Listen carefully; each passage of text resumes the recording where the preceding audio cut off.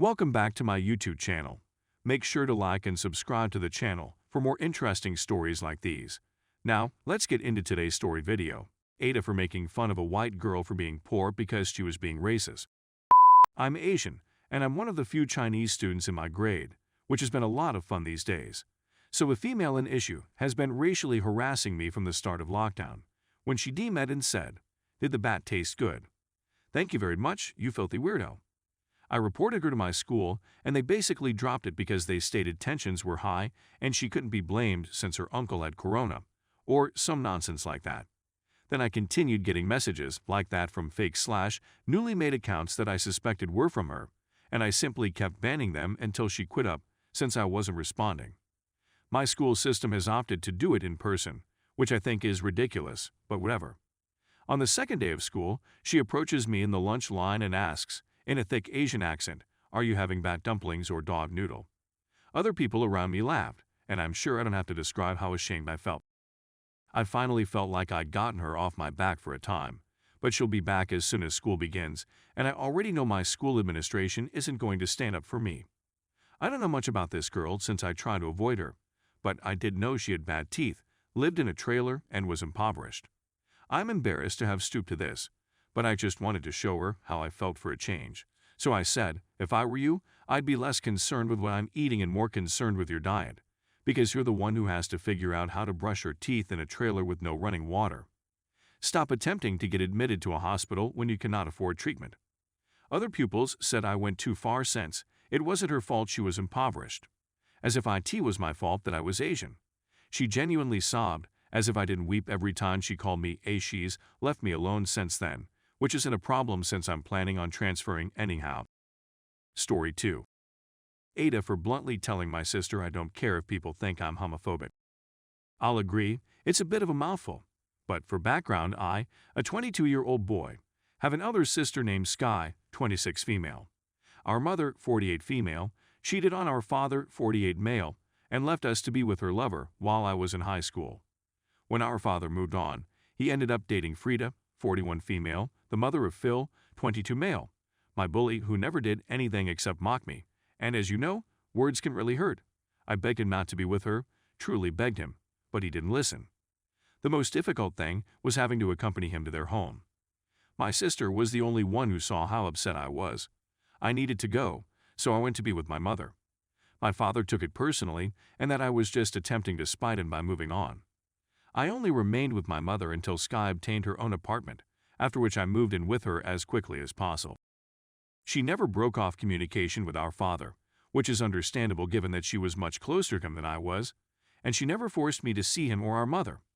Like when I left my father, my high school life just grew worse, and university has been a godsend since everyone here is friendly and whatnot.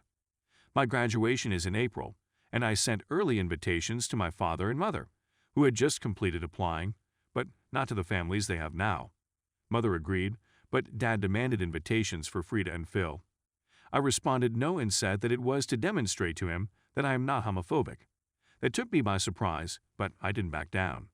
I told my sister about it yesterday, and she said that since Phil is, they've been telling everyone that I don't come over to visit him because I'm homophobic. She informed me that she always defends and stands up for me, but she hopes I could reconcile with him because it pains her since everyone we know undoubtedly think the worst of me. I became enraged and rudely told her not to bother because I don't care if everyone thinks I'm homophobic. She became really unhappy and assured me that she would never stop protecting me, and I just puffed and we didn't speak for the rest of the day. But I've had a lot of sleep on it, and I should never have said that to her because she's not pushing for us to reunite, and she's the one who defends me, and I know my tone was extremely cruel. I feel like a complete jerk and regret saying those things to her, which is why I'm on Reddit instead of preparing for exams. Edit. In case anybody is asking, yes, my father is aware that I was bullied by Phil, but he does not believe it was true bullying. And my sister has a nice connection with my father and his new family, new kids and everything. She loves him, and I'm not going to make her pick between us. Update. So, since I got a few DMS about it, I figured I'd update. So, as soon as my sister got home from work, I apologized, and she forgave me. We spoke about it, and as many of you have mentioned, I can't risk this garbage spreading in case it damages my future employment chances. I've always been out of the closet in the sense that if you ask, I'll tell you, but if you don't, whatever. However, we decided that the best thing to do would be for me to formally come out since I don't want to contact or message all of the particular relatives in my father's family who have been talking this about me. If they still believe them after that, it's their fault. Regardless, I came out as on Facebook and Instagram, updated my accounts to reflect my orientation, and had a coming out party to which my friends and some of these family were invited, kept in line with restrictions. It was a wonderful party, but it felt strange since I felt like I was flaunting and I'm not sure I'll do it again. But yes, I believe one possible calamity has been prevented. Since then, things have been going well. My mother paid me a visit and expressed her pride that I was being true to myself while also apologizing for everything she had done to cause us to be so apart. I'm not sure whether we'll see one another again, but we've been chatting every day since then, and it feels nice. My father has not phoned or texted me at all. Phil wrote me, congratulating me on my decision to come out and apologize for everything without truly apologizing. Frida, on the other hand, contacted me weeping and apologized for everything, saying she was proud of me for coming out. We spoke about everything, and I believe we've reached an agreement with my father. My sister informed me that following the announcement, Dad was really out of sorts and felt terrible about what he had done. She offered to arrange up a meeting, but he refused, claiming that he didn't deserve one and that he needed to ask me himself. She also informed me that she had overheard Frida berating him for distancing me and Phil for how he behaved on several occasions. At the end of the day, my father hasn't contacted me. Part of me hopes he will, but maybe it is better if he does not. So due to you, I was able to take action and resolve that problem. Story 3. Ada for not wanting my fiancé's last name because it is too Middle Eastern. My fiancé, 26-year-old guy, and I, female 24, have been dating for 3 years. I've always told him that I want to maintain my last name since I enjoy it and I'm just starting out in my professional life.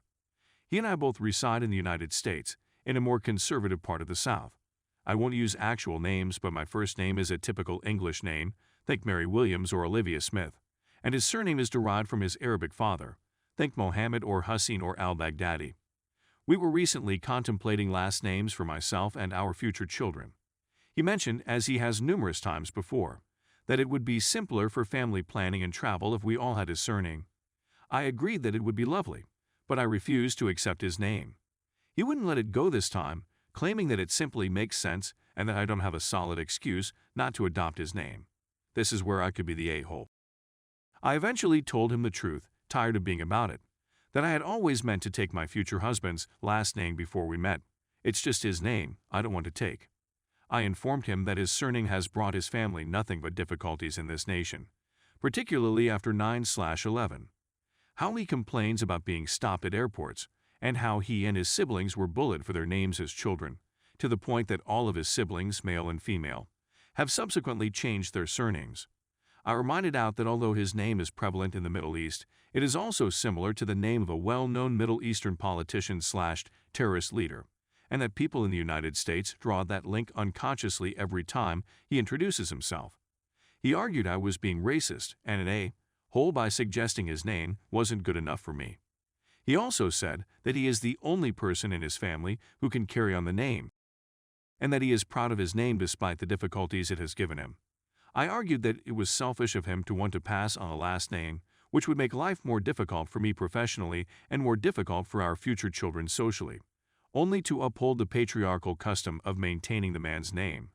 That if I were in his situation, I would not hesitate to alter my surname to make things simpler for my family. I'd even proposed a solution in which we both change our names to something else, maybe a name from his other family, so that we could all have the same last name and respect his family heritage. He, though, was uninterested. Everyone I've told about this has pushed me to take my husband's last name until I tell them what it is, at which point they typically agree with my reasoning. His family, on the other hand, is unanimous in their support for me to keep the name, even the siblings who changed it years ago. Edit. After reading the comments, I realized the title was maybe deceptive. I was trying to come up with a title that conveyed the bigotry and judgment that I dread for myself and my future children without using terms like ethnic or terrorist. To be more specific, I would choose another Middle Eastern name that isn't associated with any prominent persons or political leaders.